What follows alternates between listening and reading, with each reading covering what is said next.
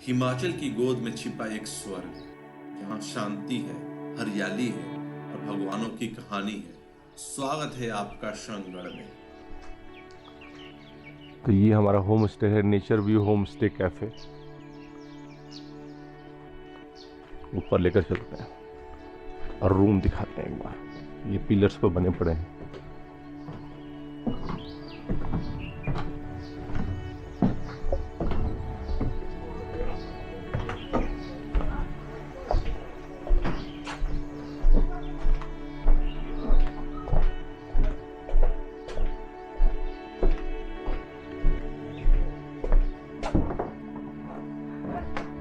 और ये है इनका रूम।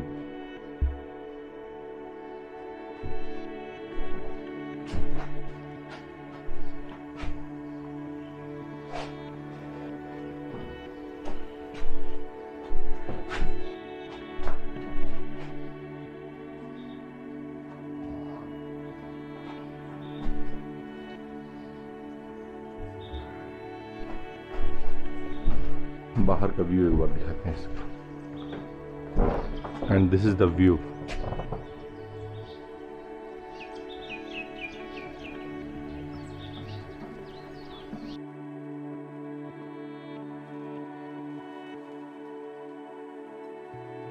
कौन सी सलमान खान की मूवी में?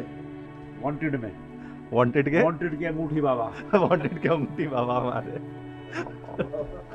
तो ये वाला इसको क्या बोलते हैं यहाँ पर? ये मिडोज है, राइट?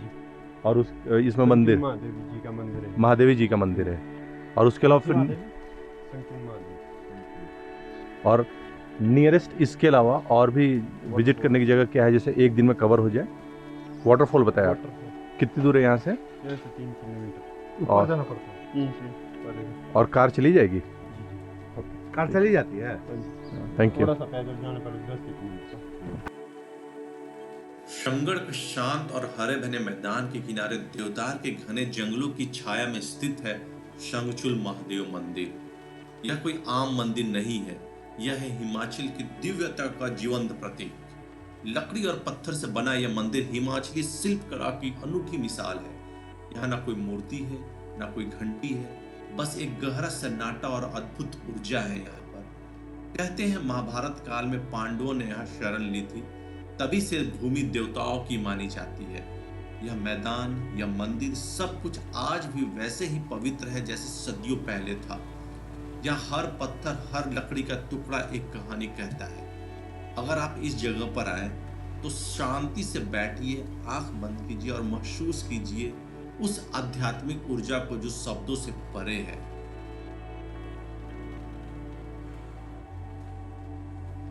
हाँ, ये जो मंदिर है वो बड़ा ही हिस्टोरिकल है। यहाँ यह माना जाता है कि जो लड़का लड़की भाग करके यहाँ आते हैं शादी करने या प्रेम प्रसंग के पर्पज से, तो उनको यहाँ शिव जी उनकी रक्षा करते हैं। गांव वाले भी उसकी यही अवधारणा है और शिव जी ही इसकी रक्षा करते हैं, इसीलिए गांव वाले भी उसकी रक्षा करते हैं।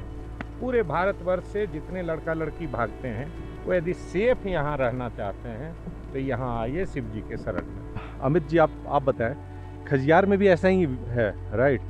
बट आप लोग क्या बोल रहे थे कि वहाँ पर टूरिस्ट की वजह से बहुत ज़्यादा गंदगी हो रखी है। वहाँ टूरिस्ट ज़्यादा संख्या में आते हैं और वो लोग गंदगी ज़्यादा फैला देते हैं। यहाँ आने में बहुत ही दिक्कतों का सामना, मुसीबतों का सामना करना पड़ता है, इसीलिए। और इसके बारे में अभी अवेयरनेस कम है, लोग कम जानते हैं। हमारे ऐसे खोजी लोग यहाँ पहुँच पाए हैं काफ़ी मेहनत के बाद। और बट ये लगता है कि ये भारत में नहीं, कहीं कोई दूर दराज स्विट्जरलैंड में आप हैं। अगर मतलब बर्फ़ के टाइम में हो, दिसंबर नवंबर में आओ, तो it will feel like Switzerland. But definitely tourist की वजह से गंदगी फैलती है, तो we have to also make sure कि यहाँ पर वैसे गंदगी ना फैले। मतलब आप प्लास्टिक वगैरह अपने पास कलेक्ट करके ले जाए यहाँ से। अदरवाइज जो खजियार में लोग बता रहे हैं कि ऑलरेडी मतलब इस टाइप का व्यू है, बट बिकॉज ऑफ टूरिस्ट और जो वहाँ पर जो गार्बेज है उसकी वजह से मतलब ऐसा व्यू बन नहीं पाता है। So it's our responsibility to make sure that this place should be neat and clean. क्या बोलते हो अमित? तो टूरिस्ट ही तो गंदगी फैला रहे हैं, हमारे जैसे टूरिस्ट जा रहे हैं वो गंदगी फैला रहे हैं। और यहाँ पे जितना बढ़िया सीनरी और मौसम यहाँ पे है, सीनिक व्यू बहुत अच्छा है यहाँ का, डेफिनेटली। हाँ ये सामने, ये सामने।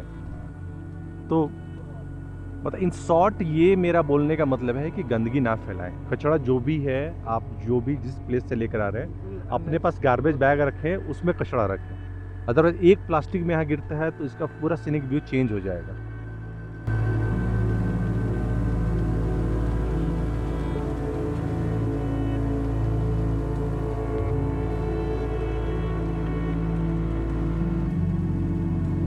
जंगल की शांति के बीच घने देवदारों से ढका एक रास्ता और उस रास्ते के अंत में छिपा हुआ एक नन्हा स्वर्ग, बरशनगढ़ झरना। करीब 3-4 किलोमीटर की हल्की ट्रेकिंग के बाद जब आप इस जलप्रपात की पहली झलक पाते हैं तो लगता है जैसे प्रकृति ने खुद इसे सहेज कर रखा है, जो भीड़ से दूर, शोर से परे है।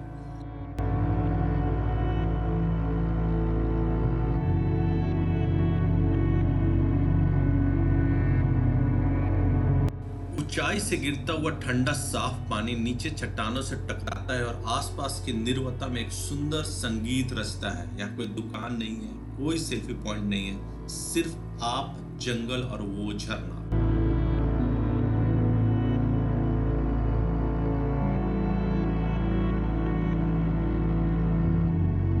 शंगड़ की शांति को पीछे छोड़ते हुए हम एक नए सफर पर निकलते हैं, मनाली और अटल टनल की ओर।